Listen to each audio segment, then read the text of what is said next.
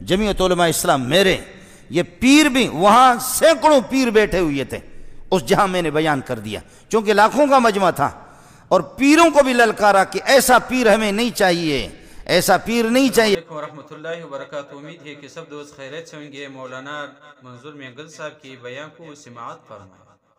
پیروں نے اور اس قسم کے مولویوں نے بٹھایا کہ مولوی کا کام سیاست نہیں ہے، مولوی حکومت نہ کرے۔ 800 سال تک مجھے بتاؤ کہ مکہ اور مدینہ نہیں، دنیا کا اس وقت جو دنیا کا صدر تھا، خلیفۃ اللہ، جو اللہ کا خلیفہ، وہ محمد رسول اللہ تھا۔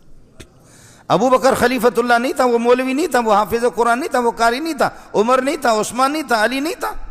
کس نے تمہیں بتایا کہ مولوی حکومت نہ کرے؟ مولوی سے اس دن اللہ ناراض ہوگا، پھر جوتوں کے لیے تیار ہو جائے کہ حکومت انگریز لوگ کرے، انگریز کے پٹھوں۔ یہ سبق یہ کافروں کا ہے، یہ مسلمانوں کا نہیں۔ غیر میں آپ سے عرض کر رہا تھا، مولانا سے ہمارا اختلاف رہا ہے، مولانا ہمارے قیمتی ساتھی تھا، لیکن تھوڑا سا اعلان کر دے کہ جیسے یوسف علیہ السلام کے بارے میں نے پھر بھی ہاتھ ہلکا رکھا، مولانا کے خلاف کتابیں لکھی گئیں، القول الجلیل فی کفر طارق جمیل،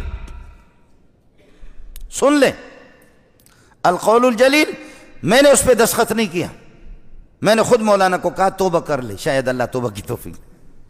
مذاق ہمارے بہت اچھے دوست ہیں، کلمۃ الہادی الی سواء السبیل کتابیں لکھی گئی مولانا کے خلاف۔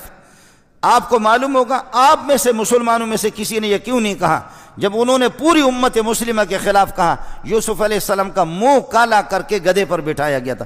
خدا کی قسم سوائے یہودیوں کی روایت کے اس کا نام ہی نہیں ہے۔ آج معافی کیوں نہیں مانگتا؟ آج معافی مانگے، میں پوری دنیا کے سامنے اس کے پاؤں پہ جا کر کے پڑوں گا، ورنہ بریلوی سے پتہ کر لے،